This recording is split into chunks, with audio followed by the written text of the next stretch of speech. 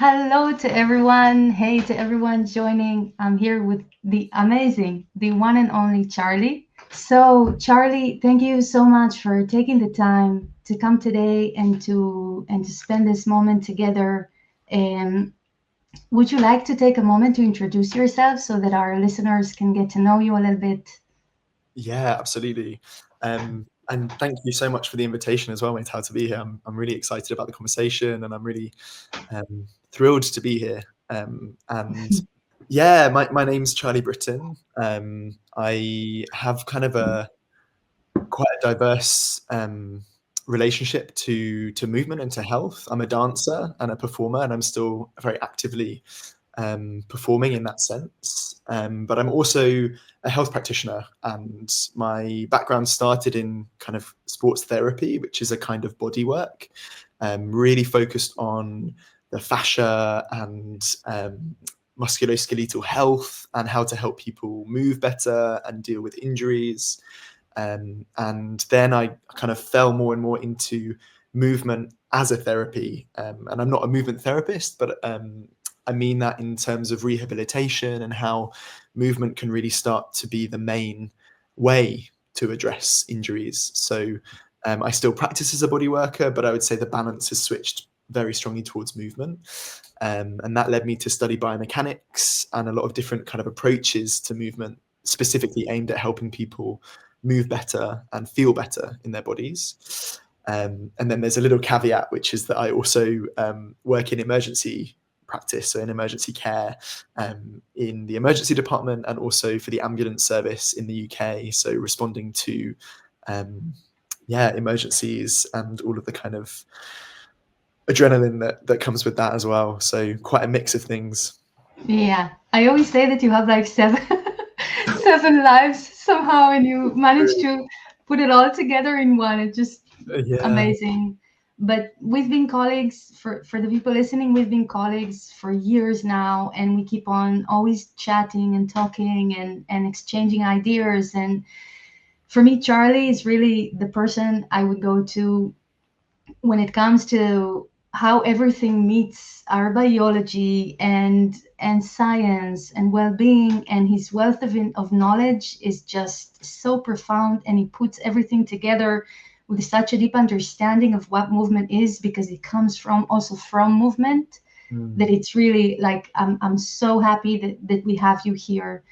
Now, before we get started with our conversation, it's going to really tackle um, healing. So if you are suffering from pain, if you feel stuck in your movement, if you feel that you're on a healing path, or you're a healing nerd, you want to learn to find a deeper sense of well-being inside your body, inside your day, this conversation is a must listen to, because there's some stuff that are so fascinating and so overlooked.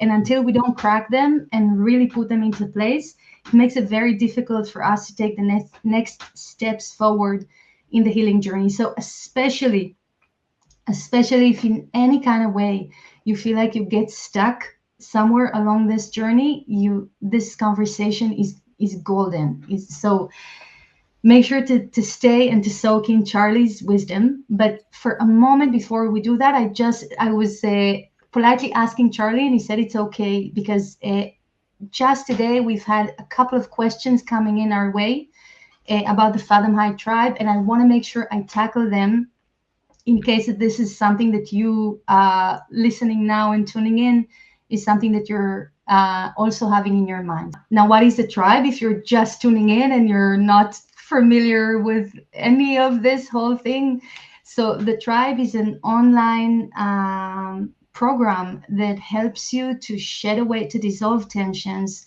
to overcome pain, limitation, and to learn to move with a deep sense of freedom, to find creativity. It's a mix of Fathom High, which is a dance technique that I developed from Feldenkrais and dancing. So it's very healing. It opens a lot of new spaces to trust the body again, to overcome pain, and to really learn to find that feeling of ease, like almost unshakable ease that we can experience when moving. Now, a few questions that came up today for people were the following. First, about the tribe. A few people shared that they're over the age of 60 and they feel doubtful. Is it for me? Is it not for me? Other people shared, I'm not a dancer. Is it for me? Is it not for me? So you do not need to be a dancer. Uh, Dancers should not have a monopoly on dancing, and dancing is healing and such a profound way to connect to your body and to learn to move with freedom. And it should not be, yeah, it should not be kept reserved for people that are dancers in that sense. So you do not need to be a dancer. And the tribe is set up in such a way that it meets you exactly where you are in Mm. any kind of age. If you're above 60, if you're at 20, if you're above 70, the tribe is set up to meet you exactly where your body is and help to navigate you to a space where you feel more ease and you can overcome pain, tension, limitation, restriction. So don't get discouraged with the age. There's something in this practice, which is why I love it so much, that it's so wholesome, and there's something so inclusive that really, yeah, that offers people a deep sense of space there. Now, another thing that came up was some people shared that they're not so much into screens or learning through screens, which I understand. I think though that the tribe is a little bit different, and I can attest to that because I'm also not such a screens person. But the tribe in this kind of work, the teacher is just a voice to listen to. So in fact, you're not in front of a screen. You're in a space that you build with yourself, and all these classes in this kind of format do is that they create a space where this kind of learning and this kind of connection with your body becomes accessible because you have that bridge, you have that person with you there, just this voice that guides you through movement. That said, all the classes, like in, we have this super elaborate library of classes that literally like a GPS for your body. If you have any kind of limitation, it lays out a map of classes to go and do and where to go to next. All of this is video classes, but you will see people usually don't even look at the video. It's just there as some kind of a security. If you're uncertain if you're in the right position or not, that's the extent of how much screen that is. All the work happens with you closing your eyes and taking that moment to be with yourself, with your body. Now, just two more questions. How active, people asked, how actively do I need to be involved in the tribe? As much as you want. Some people enjoy having that sense of community, going to live Zoom classes, and some people just want to practice in their own time and space with the library whenever they have a moment. They don't need the extra stuff, and that's what they're interested in. So the tribe is a plug and play, and it meets you with what you want and need for your life. You are not expected to come to the classes. Everything is recorded. You have access to everything. It's really laid out in this way that makes it very simple for you to just uh, to get that knowledge, this practice, and this transformation. Um, and so it's okay to use only the library. So those are the kind of questions that we had coming in, and I just wanted to cover them for a second. And I'm so sorry, Charlie, to have kept you waiting so patiently like this. No, it's And super thank you. exciting. It's really exciting to hear about it, and yeah, no, it's absolutely fine, no problem. That's very sweet of you. So, Charlie, as we start out, I wanted to read for a second a little story that one of the participants in the physical mastermind, this training that we just finished doing online, shared after the first training took place. And I'd love for your opinion about this because he asked, after he shared this, he was like, how does this happen? How could this happen to me? And I told him that we'll get to that later. And I think that I've shared my response to it, but I think it would be so golden to have your input into this. Mm. So this is something that Primos, a participant from the physical mastermind, had shared, which is I'm having lower back issues for about 20 years. I had a couple of periods where I could hardly walk. I'm successfully managing to sustain the current state with monthly physiotherapy and daily walks. I tried a lot of different things. I want to share my experience from the first training. After it finished, I noticed a difference but wasn't sure what it is. During the night, I woke up at 1 a.m. and wanted to change the side I sleep on, the usual way, lifting my pelvis and slowly turning around. Where am I? If I don't do it that way, I feel more pain. Mm, That's my usual practice many times during the night. And I was stunned that the pain wasn't present anymore. I was so excited that I had difficulties falling back asleep. And then he says, right now, a day after, I still feel there is something different in my lower back. There is no usual annoyance or slight pain that I mm, feel while sitting. I am surprised that happened in one 15 minutes exercise. It's a miracle for me. mm. So it's just Wow. like, it's so brilliant to see people like, oh, like getting such a taste of what's truly possible for them out there. And Charlie, I would love to pass on the mic to you. I'm blabbering here for a while. Like, how would you explain it to us? Why? Like, because the practice that we do is relatively simple. Mm, We move slow. It's gentle. How can it create such profound effects? And this is not the only story we've had. We've had so mm, many people reaching out, sharing that their pain is gone, or that they feel a reduction of pain, or that the tension feels dissolving. So mm. how can this work run so deep while it's so simple somehow? Yeah.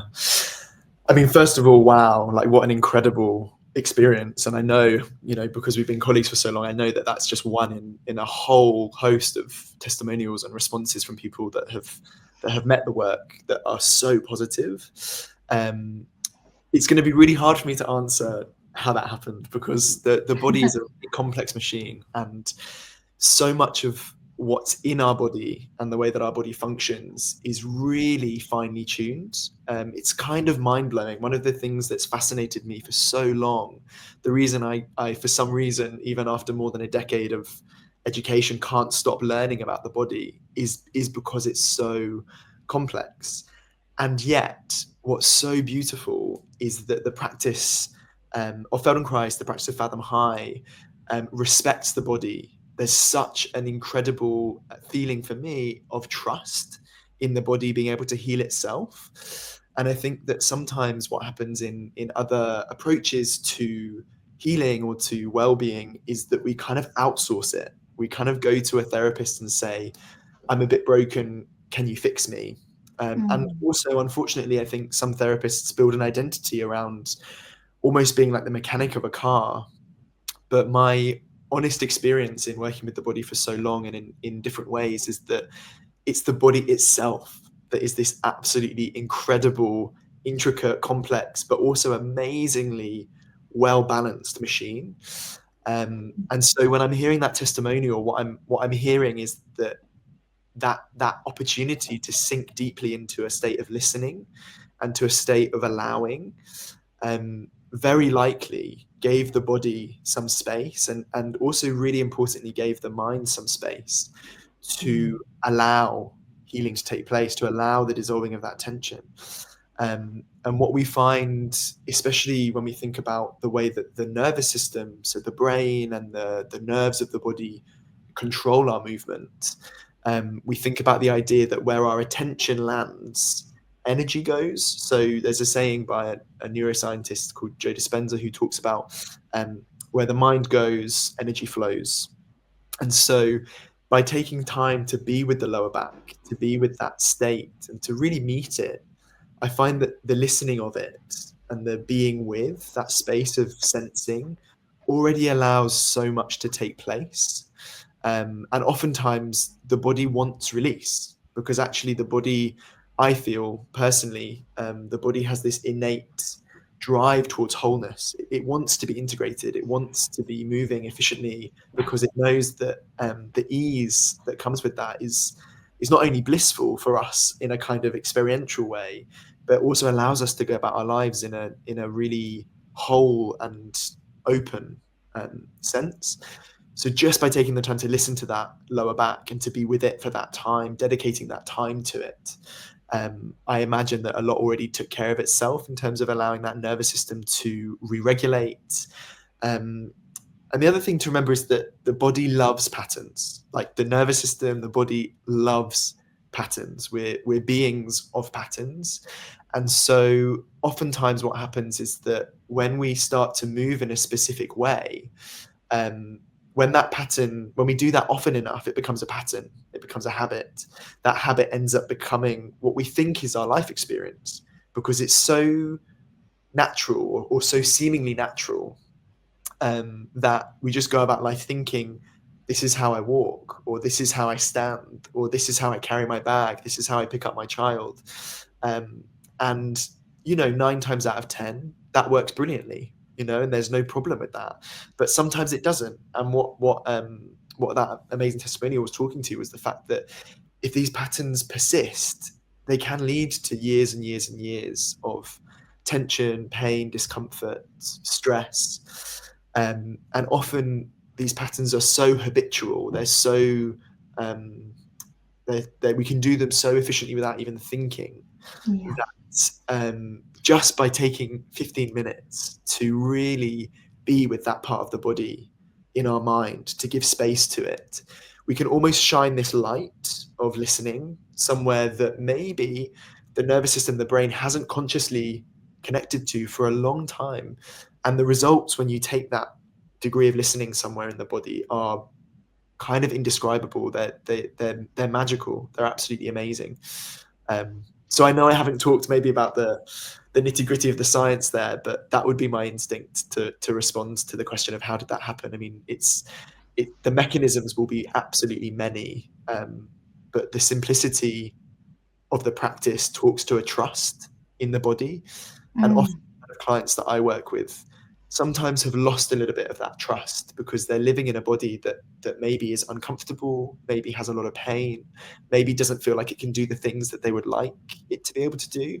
So sometimes, returning to that state of trust and listening and saying, hey, I'm investing in you by listening, and I really trust that you're resilient, I trust that you're strong, I trust that you can move.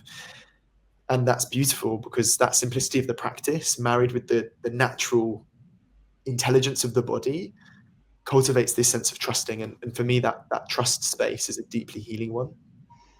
Yeah. Yeah. It's so beautiful because sometimes I have the feeling, or I see this very often in this work, that people don't know how much they're capable of truly. As you say, because we get accustomed to living inside of yeah, inside specific patterns and ways of moving, that then we just learn to tell ourselves that this is just it. This is what this body is capable of. This is just how I know. This Mm, is just how my body knows how to move. But it's not the reality of things. And there is a whole terrain there, like this, mm, the terrain of potential land, essentially, where you can really change how you move from the core. And if if the strains fall differently inside your body because you're learning to move differently, then the pain mm, gradually, mm, there's no, that's the cause of the pain usually comes from patterns that strain the body in a certain way that just do not, yeah, that creates too much load and vulnerability yeah. and fragility in certain parts. And it's so brilliant to hear you speak about this. And Mm, like throughout the years, us working together, it's been amazing to have you by my side in many different ways. I feel you always with me. um, as we're very close, and to the people listening, like Charlie and I can go on for hours, like to talk about the body, and we have all these nerdy conversations that we could we could dive into. But essentially, like, I would love to hear from your perspective, because for me the tribe is my life's work, and it's where I bring, yeah, all the love that I have to movement and to healing and mm, to supporting others in this process. And you've been there like all along. Now, you've never been you've always been in the tribe because we're colleagues in this way. So I shared with you the tribe, and you've been inside the community, kind of feeling it, and observing people, Mm, observing people's stories, and mm. just watching the tribe grows. And I'd love to hear about your experience of, because I think that people hear mainly from me about the tribe, Yeah. but Oh, for me that's really meaningful, because I think that when you hear from other people, you get such a wider perspective into something. And I don't know. Yeah. Would you share a bit with totally, us? totally. Um, it's hard to know where to start because for me, it's such an incredibly powerful thing, Mm, actually. And it's been such a huge privilege to, like you said, stand by your side and witness and cheer on this amazing evolution. And when I think about where that started, and how that the very beginnings, and maybe you're better placed to talk about the beginnings of it if you want to go there. But when I think about those initial classes, where you were really working out what this thing was, the people were really working out what this thing was, and where it is now, this like incredible full populated platform that is in constant evolution. And the library is constantly evolving. And what's amazing is that I really struggle to think of something that I either see with my own patients or clients, or that I've faced in my own experience of moving, that there isn't a session on, or an approach to within the library in Fathom High, mm, um, which is amazing. I don't know a library that is so practically geared towards supporting people wherever they are. And what's also really beautiful for me is that, and it links to what we were talking about in the beginning of the conversation, actually, so often what I realize is that people are so often, the people that come to me are so, one of the biggest blocks to them coming to me for this kind of support is about the idea that they will have to do 6 hours of exercise every day. They'll have to work super hard. They're never going to have time because they're a mother or a professional, or they're dealing with health concerns, and they go, well, actually, I can't change everything about my body. How do I, where do I start? Where do I go? And if you've walked a certain way to avoid the knee pain you had when you were 20, and you've walked that way and now you're 60, that's 40 years of being a certain way. And the idea of letting that go is really overwhelming, because you think, well, if it's taken me 40 years to get here, maybe it's going to take me 40 years to get out. And what's amazing about my experience of your work, Mital, and of being involved in the tribe, is that you get these momentary shifts, and that testimonial that you read says it all. 20 years of back pain, and in one session, it's this kind of amazing tectonic shift. That's also what's really special, is that it's so responsive, and because the work is so deep on a kind of neurological and pattern based level, you see the result really, really quickly. And what people often say, and just for the context of the people listening, over the years, I've often pointed people in Maytal's direction to, as someone to go, and you really need to experience this work. And I often refer a lot of people to the platform or to you. And what people always say is how amazed they are that it almost, in the moment of doing the work, it almost feels that you're in such a state of awareness that you're not, there's almost nothing to do, there's nothing to achieve, it's not an attainment driven practice. It's a practice that is really about honoring and meeting yourself where you are.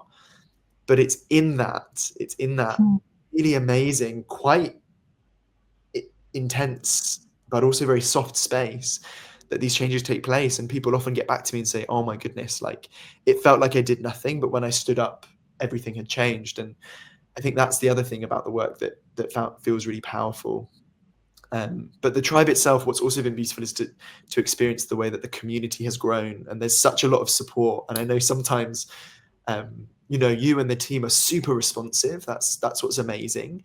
But sometimes people will ask questions in the community, and within a minute, someone will have responded from within the community. And that's been really beautiful to witness as well. Is that this environment, which is people that just want to feel better, move better, and kind of offer something to themselves that they can't find anywhere else, has just become a real kind of healthy, positive environment. And I think that it cultivates this kind of motivation to be part of that experience, which is also really beautiful.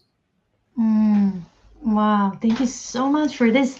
Do you know, like for me, it did evolve like from giving these classes in Zoom during COVID just to help people because we were all at home and nothing could move anywhere, and into what it is now, which is this whole universe and yeah, and the thing that kept on driving me forward, which makes me so freaking happy that you say this now, is the fact that when I was at the time, going through this physical journey and going through learning Feldenkrais at the time, and when I was starting out, let's say, when I was starting out, for me, there was every time I would go to, I would start. I already started my studies to become a Feldenkrais teacher, and Mm, every time I would go to the training there, something would shift so profoundly in me because I would have the space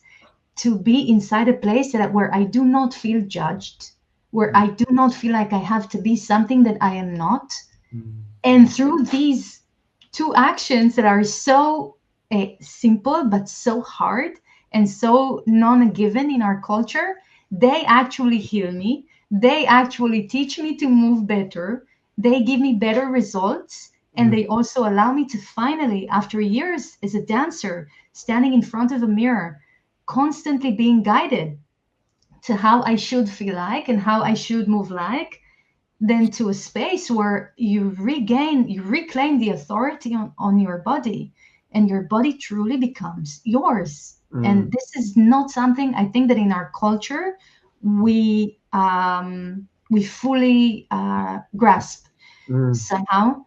And for mm, me, that became the goal of how do I create this kind of space for other people, because this is what I needed more than anything. I needed the healing after I had my car accident, but I really needed the support. And I really needed to do this in a way that feels like I'm not constantly being asked to be something that I am not, mm, constantly trying to be pushed mm, with my body to take it to a direction that doesn't suit me, or to pull it somewhere else, or to push through that limitation. And yeah. for me, it's so brilliant that you say that, and it's true. It's so beautiful every time that a triber jumps in and responds and says, someone asks, hey guys, like, I have this and this, what do you think? And someone jumps in and said, I did this, that helped me. And it's just like, it's so lovely. It's so lovely that there's that kind of a, yeah, that there's that kind of a support or a community that's really based on kindness, where you don't feel like you need to try to be someone that you're not. Mm, And mm. so Totally, it's totally. so beautiful how it all ties into healing, because I think that, Yeah. yeah. Even being in a community, through the platform and through the kind of community of the tribe, that you know you're around people that have similar motivations, and actually, um, then everyone's motivation is completely unique. Everyone has gone through such specific things in their life, but there's some kind of communal engagement in offering yourself something for your body, offering yourself something for your mind, offering yourself, as you said, all of the amazing healing that can come from just being in a place where expectation and dictation is not actually on the agenda. That is super liberating. And I think it's very difficult to separate mind, body, and emotion, actually. So just being in that space for me feels really restorative. And then you add moving into the mix and the kind of amazing experiences that come as a result of the actual classes, or the different explorations in the platform. And I mean, it's just a cocktail for health, really, for well-being. And I think it's all, as you say, all of those different things come together into something that is really really unique. And yeah, like full, very full. Every class is full, every conversation is full, and yet I don't mean full in terms of overwhelm. Actually, it's very much about space. And as you said, like people can engage in exactly the way they want. There's no expectation on anyone.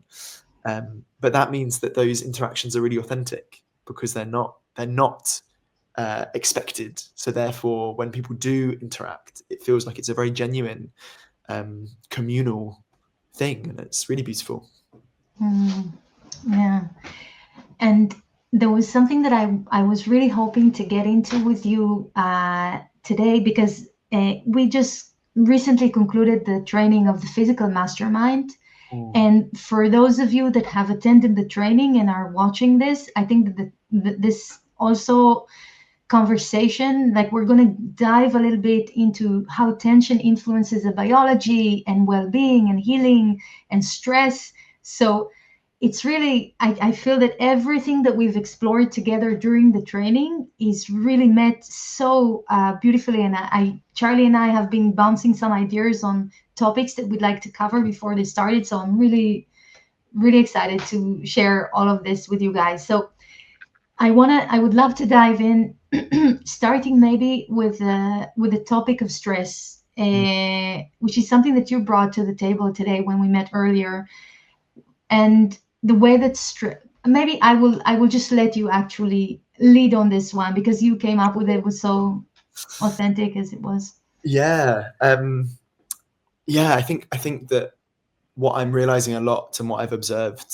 in my practice as a movement person and as a human in the world, and the majority of my interaction with the world is in the West and in Central Europe or Western Europe, and I think stress is something that is, if we look at research and we look at data, like the increasing incidence, the increasing likelihood that people will get chronic disease as a result, you can trace it back kind of to chronic stress, is crazy. It's almost, and you'll hear people talk about a stress epidemic, that we've never been more stressed and that our resilience to stress is becoming lower. And I thought it would be a really interesting thing to talk about because I think that it's a really hot topic at the moment. And anyone that is engaging in social media or even just the news or any kind of online thing probably comes across this topic of stress quite a lot. If it's not in their own life, it might be in someone that they know, or it might be in reading an article or an Instagram video or whatever goes on in social media, which is a lot. And I think that it can be really overwhelming because it's something that's bandied around a lot, but the actual process of stress is something that I don't think is brilliantly understood. And I think if we can understand a little bit about what the implication of being stressed is, then we can start to understand why movement, and especially movement like you can access through Feldenkrais or through Fathom High, is such a brilliant tonic for it, such a brilliant kind of way to support ourselves in an environment like that. Um, so I guess maybe I could talk briefly about what stress really is without wanting to Wonderful. Bring it cavalier, on. but um, it's essentially stress, which a lot of people talk about, and I sometimes feel is poorly understood. So, when we go through the world, our senses, our nervous system is constantly gathering information. Everything we see, everything we hear, we taste, we touch, we smell, all of that information is constantly being digested and processed by this incredible kind of computer of the brain. And when the senses take in information that is identified to be harmful, potentially harmful, like threatening, and I'm talking about a car zooming down the street towards you, or um, a damaging taste, something that tastes like it's gone off or it's rotten, or a dangerous animal, or anything that your brain perceives as a potential threat. um, an area in your brain called the amygdala, and I'm not going to go into the nitty gritty of all the anatomy, but there's an area in your brain whose job is emotional processing, basically. And when this emotional processor realizes that there's a potential threat, it sets off this distress signal almost like an SOS.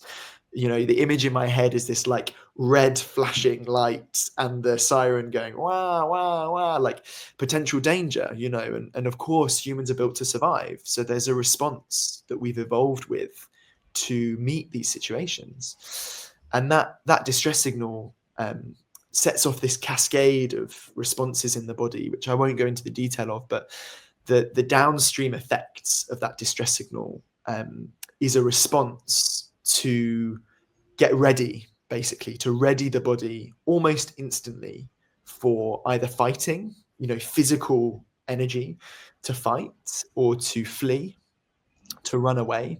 And that's what everyone, or most people, probably would have heard of as the fight or flight response.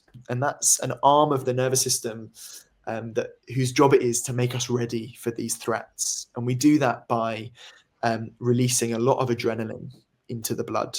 And what that does is it makes our heart beat fast. It makes our blood vessels constrict to keep the pressure up. It widens all the airways in our lungs so we can get more oxygen. It's a really amazing and very full-bodied response. And we recognize that by the butterflies in our stomach, by our breathing speeding up, by feeling the awareness of our heart beating in our chest, which are all things that I think we can probably relate to. And you know, that what that does basically is the nervous system goes into a mode where it's pushing the gas pedal. It's rallying energy. We're mobilizing all of our stored energy through fats or through sugars to give energy to the body to suddenly burst into a whole load of activity. And the other thing to say is that I think that culturally sometimes we demonize stress. You know, we talk about it, we think of it always as a negative thing. And of course, chronically being stressed, staying in that absolutely pumped, kind of revved up state long term, of course, has really negative health benefits. But stress itself as a response is absolutely essential to stay alive. So it's really important that we don't consider the response as a negative. What becomes negative for our health is staying long term in that state or jumping into that state at the drop of a hat, not having what we would call stress resilience, you know, or stress tolerance, where you know, the slightest trigger flips us into that absolutely revved up, high adrenaline, high cortisol, hormone fueled readiness to essentially fight for our lives. That's what the body's readying itself for.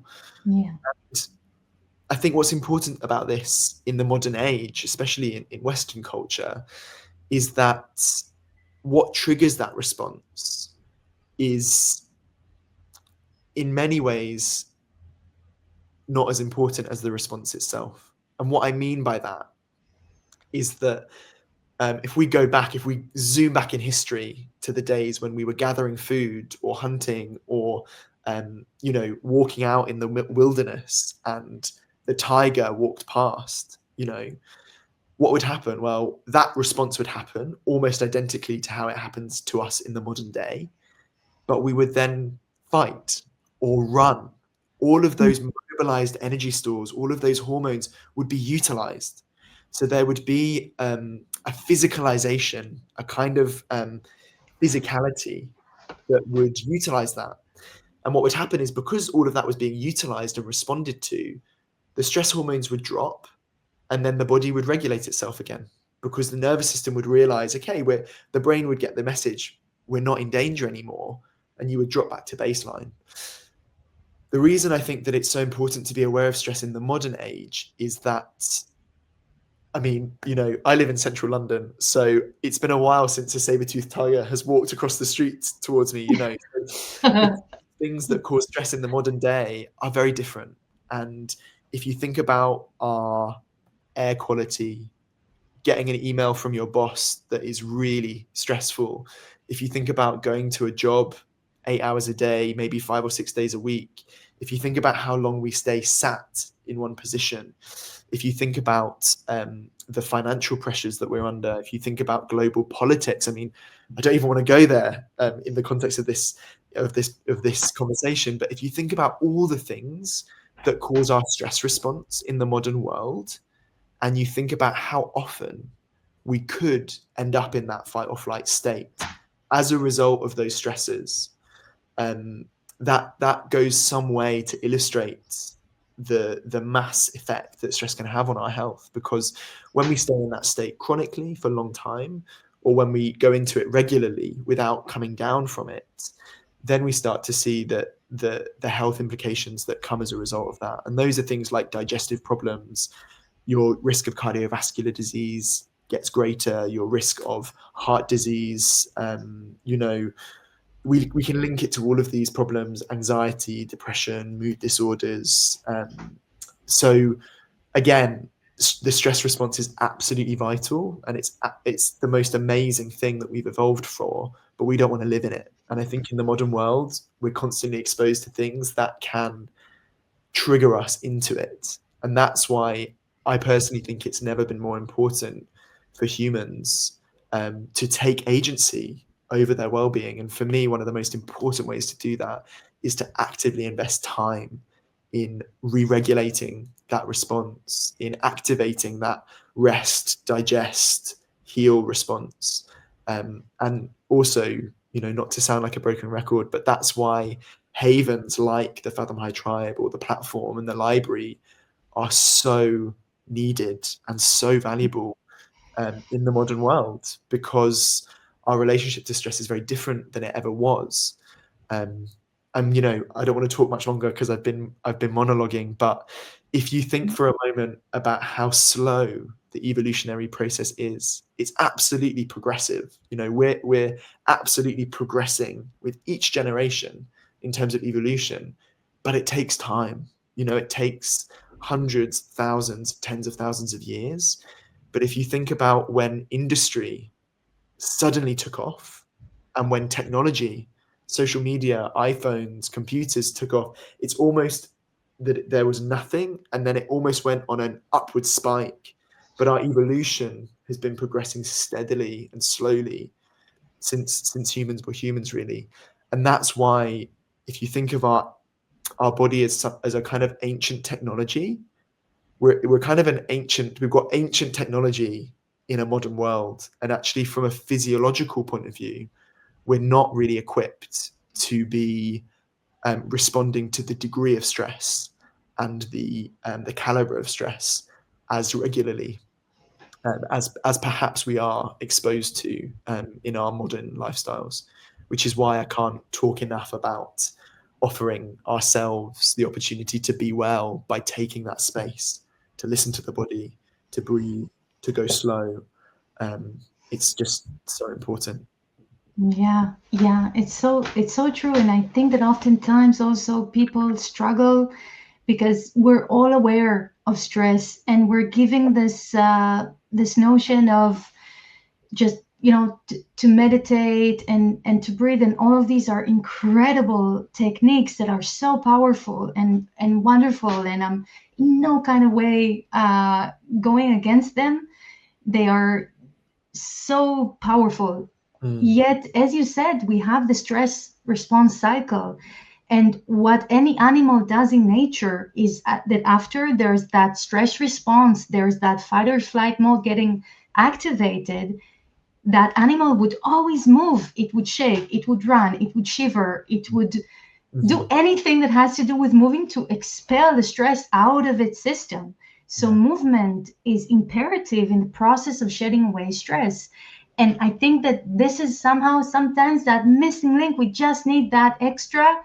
bridge there that helps us to land our nervous system back into safety, Yeah. which is why, like, recently for the tribers, we created this whole section in the library with classes that are essentially meditations in movement. Mm, So I've been doing a lot of research on taking science-based tools like peripheral vision, like loosening there's a lot of stuff, but it's amazing because whenever you're stressed, and your body can assimilate stress even just by staring at a screen, or like that kind of yeah. zoning in and all of that, your body mimics a certain behavior. But Mm, when physically you introduce tools that speaks ease and safety to mm, your nervous system, this is a game changer. mhm. And these meditations in movement are essentially taking these science-based tools to Hmm. help through movement to find that nervous system reset where your nervous system lands back into the parasympathetic Mm. nervous system where that gets activated, which is where restoration, healing happens, which is Absolutely. where you feel you can breathe again and really relax. Yeah. And this is such a yeah to to constantly deny the body of movement and trying to resolve it through our minds because we are very oriented on thinking Hmm. very Hmm. often, and we try to rationalize and problem solve things through thinking. Yeah. But your body, if your body is stuck in the same pattern of survival, Mm. that's not going to get resolved by you thinking a Mm. certain thought. It's going to get resolved by your body learning a different way Yeah. of being. Uh, and there's Absolutely. no, Yeah. yeah, But sorry, Mita. I was just gonna say and add to that that you know our experience of the world is bodily. It's bodily, and you know all of the information that we know about the world we're in, whether it's situational, environmental, it's all physical. If you subscribe to the idea that it's coming in through the senses, your vision, your sense of taste, touch, but breathing is movement. Breathing is movement. Sitting is movement. Getting out of bed is movement. Lifting your child is movement. Walking is movement. And in biomechanics, we talk a lot about the concept that we're evolved to stand and we're evolved to move. So the body will orientate itself to make sure that we don't fall over and also to make sure that we can get moving, that we're able to walk. It's a fundamental of human evolution. And I guess all I would say is that we know, and it's something that Moshe Feldenkrais, the founder of Feldenkrais, talked a lot about, and it's absolutely backed by neuroscience research that when your brain cells fire, even if they're firing, say you've got two bits of information coming in, so you're feeling stressed, and you happen to at the time of feeling stressed be bending forwards. Well, if both of those brain cells, and I'm grossly oversimplifying, so if there's any scientific people listening, forgive me, but if the brain cells that are firing to help you lean forward or to fire that pattern of leaning forward are firing at the same time as you're feeling stressed, we know that brain cells that fire at the same time start to connect. So yes, it's an oversimplification, but it's also real that we are going to associate through movement different emotional states, different stress responses. So the idea that, we can come out of the body and think our way through these responses, for me, we miss an absolutely pivotal and imperative part of it, which is movement. Because actually there's nothing that we're going to practice more. There's nothing that we're going to do more often than breathing and walking and rolling out of bed. So if we're not addressing these states from within movements, then we're not giving the opportunity for the body to embed them in our lived yeah, experience of the world, which is through motion. Um, so yeah, just that idea of the fact that whatever you're doing at the time that you experience these things, they kind of get patterned together. So if every time you bend forward you have pain, then you start to associate pain with bending forward. That affects the way you move. And then, there's just a myriad, there's an infinite number of these links. So we can't talk about them all. But that as a principle for me, it just adds so much importance to involving movement in the process of healing, whether that is pain, psychological well-being, social well-being, physical well-being. It's just, it holds all of it. yeah. There is this question coming in from Shuruchi Sharma that asks if we are living in a chronic stress situation or working through complex PTSD, how can Feldenkrais slash Fathom High work help? Maybe I'm going to leave this to you, Charlie, as the as Amazing. I'm going to tag in. Yeah, it's a great question. It's a great question, and again, in so many ways that it can help. I think the complex PTSD is a really specific situation. So I can't talk specifically to one person's um, situation without knowing more. But you mentioned chronic stress in there, Suruchi, and you know if you think about being in that revved up state, that your nervous system is in that kind of sense of overdrive, we call it a sympathetic drive, a fight or flight response, either chronically or very often. Feldenkrais and Fathom High offers this amazing opportunity to sink into stillness and listening. And one of the things that happens when you're in a chronic stressed situation is that you stop, or your nervous system stops giving energy, it stops giving resources to anything that isn't absolutely essential to your survival. And so Maytal mentioned the vision, but one of the things we do is we get tunnel vision. We focus absolutely on the thing that we're going to need to survive, which is why working with the vision and the peripheral vision is such a brilliant way to reorientate the nervous system.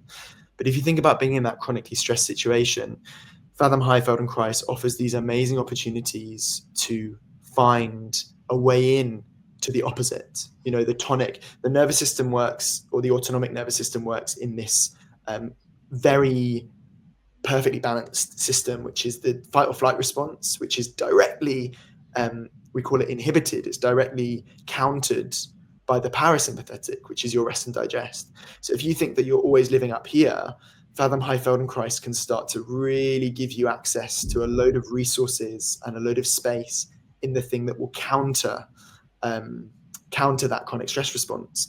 And the more you access the other state, the more easy it is to access the other state, and the longer you can stay in the other state. And that's where over time you start to see this rebalancing of that stress system. So yeah, does that help? Did I answer the question? Brilliantly. Okay. Yeah. And Judith is saying, thank you both. Thank you, Judith. I have carpal tunnel both hands, 3DR, three doctor recommended surgery. It might started from the neck, C2, 3, 4, but the problem is in the hands. Will that help me? Will this practice help me? Amazing question. Again, a really specific one, and I have to be slightly careful of kind of promising anything. Promising anything, of course. But what I Yeah. would say is that in my experience of working both in kind of more conventional medical practice and also within movement practice of musculoskeletal health, oftentimes things that have manifested as really specific pathologies like carpal tunnel, if you present with a certain constellation of symptoms, we're really quick to label it and say, okay, that's this thing. It can go in that box. And what I have found is that oftentimes conventional medicine gets to that point and then looks to solve it. And what it hasn't done is looked at what's caused it Yeah. necessarily. So we know carpal tunnel exists and we know what it looks like. So therefore we can diagnose it and then we can treat it. But for me, the missing link, which is why I've been so fascinated by work like Feldenkrais and by the kind of biomechanics that I practice, which is very much grounded in looking at the cause of things. What I've often found is that by looking at those causative patterns, I mean, you mentioned that it might start in your neck. Well, and I have to be really careful again, like it's only a what if, but I think it's a very real what if. Well, what if there was something in the method that helped support the ease in your neck or to downregulate tension that might be causing pressure on those nerves? I think it's really possible and very plausible. And I have to say, I've witnessed quite staggering transformations of things that people had kind of given up on or resolved themselves that they'll be a certain way because a certain practitioner said they would. Have quite amazing responses to the work. So will it help you specifically?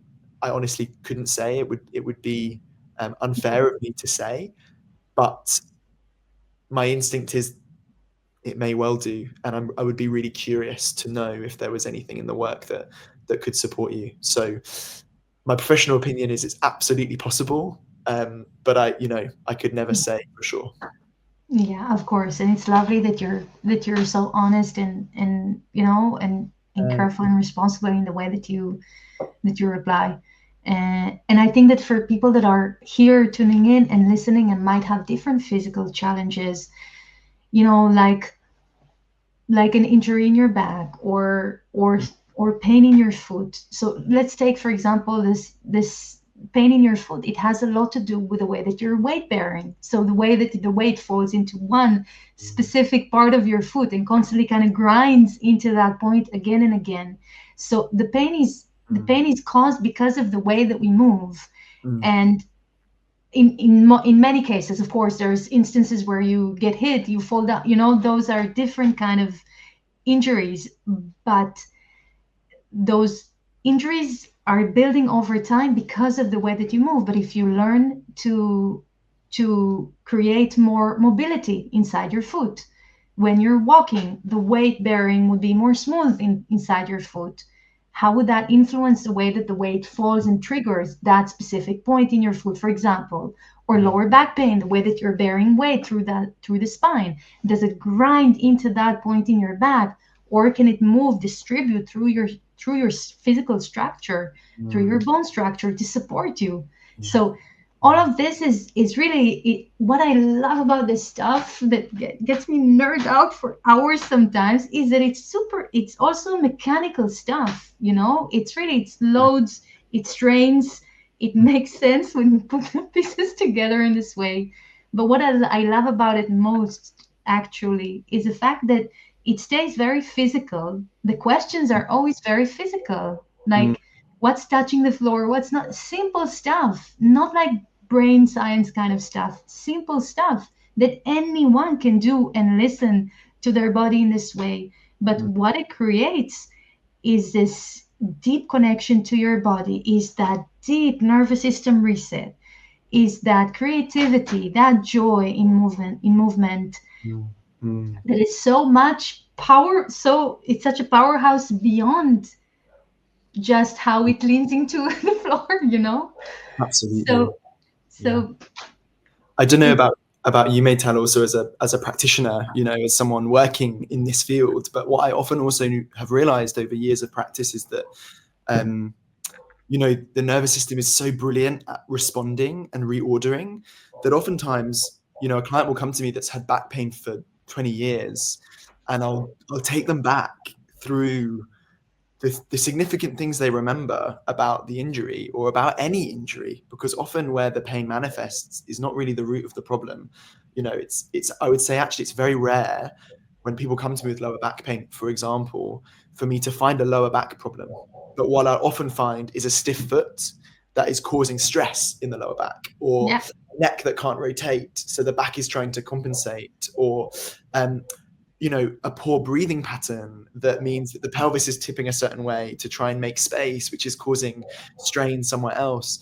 And what's really amazing is that a lot of times I'll work with clients where actually once we do some work on repatterning and once we do some work on reorganizing, giving the nervous system an opportunity to sense what's real now, which is what Fathom High and Feldenkrais is all about, Mhm. oftentimes what we find is that the pain that they had actually was like a leftover. They hurt their knee, so they started to move in a certain way to prevent the knee being painful. Well, the knee recovered. The actual injury or the actual strain recovered, but because the nervous system loves patterns, which is what we said Yeah. earlier, it held on to that pattern, and they did it so much that that became their new habit. And actually, the knee was no longer an issue, the lower back was an issue, but it stemmed from something that actually had healed. And what's amazing is that when the body realizes that there's no need for it to hold that tension anymore, it's so willing to let it go. And Oh my that's God. That's so staggering. beautiful. That's when you get these staggering kind of momentary results. And it's amazing for Yeah. clients to realize what they think has been damage for 20 years has actually been something that a pattern or a tension that's been held on to. And it's amazing. And actually, we also have to again think that it's incredible that the body is able to so intelligently um, move around pain as well. So it's not a negative thing that it adopted that pattern, but again, it's not needed now. And it's almost, Yeah. I always see it, and I almost describe it to clients as a kind of updating. Like we just need to bring Yeah. where the body thinks it is to where it really is in the present moment. And that's what's so beautiful about the practices in the library, is that it's almost like this opportunity to be present, and therefore to keep updating your movement pattern, to keep updating your nervous system. And that means that you can Yeah. let go of anything that is no longer serving the way that you express yourself in the world. And it's really powerful. So yeah. Absolutely. And it's, like you did added the question, would I know what exercise from the tribe, from the library I need to do? So that's what I love about the library. Yes, you will know because everything is laid out for you. Like, and if there's a very specific condition, we can always then tell you what to go and work on. But for most challenges that people face, there's really a plan there, and the plan is not only, it Mm, doesn't stay on small details, but it tells you where to go to next because of this. Because usually with lower back tension, I see people suffering from less mobility in their hips. So think every time you need to climb the stairs, how absolutely. much work your lower back needs to do.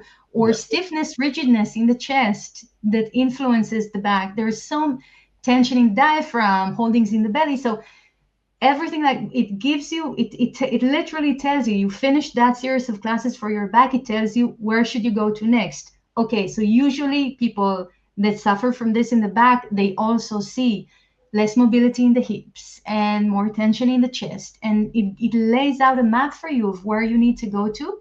And in each kind of section, everything, you just have all the classes that are literally laid out there for you. And we've been researching this for months, and we keep on working. This is what I love about it. This is my thing in life. If someone would tell me, you now need to sit down and do this for, like, yeah, go to a go to an island, sit on your own with a coconut tree. Well, maybe I'd enjoy also staring at the ocean a bit. But still, like, if you need to do one thing, what would it be? I would go, like, I would nerd out on movement. And then I'm like, okay, so what do we need here to really free this part? And Mm, we keep on bringing in, like, just the other day I was teaching this class to really release shoulders, and we turned it into a short class that is coming out this Friday, just 8 minutes. And just you finish it and you just feel like both shoulders are just kind of mm, falling into place. So all of this right away goes to all the right places in the library where this action is needed, where this is helpful. So everything is like this alive, mm, dynamic space where people can get a really practical response to their physical needs, which is kind of my excitement in life. Charlie, listen, we have to I could, yeah, we could go on like for, absolutely. yeah, for hours, but we have to finish our live. And if we haven't gotten to everything, please write to us and we'll try to respond to you. Mm, And Charlie, really, thank you so much for joining today. I'm sure that your words and insight and knowledge have really inspired mm. so many of the people that have tuned in. Thank you so very much for Absolutely. taking this time with us. Thanks for having me. And yeah, super excited to stay with it and see how it all unfolds. It's an amazing time to be a human, actually, when these things are available to us. And for all the negatives of technology, the most amazing thing is that we have access to these kinds of resources wherever we are. There's something also really magical about it. And I'm, yeah, super excited to see what that can do for us, really. Amazing. Thank you so much, Charlie. Pleasure.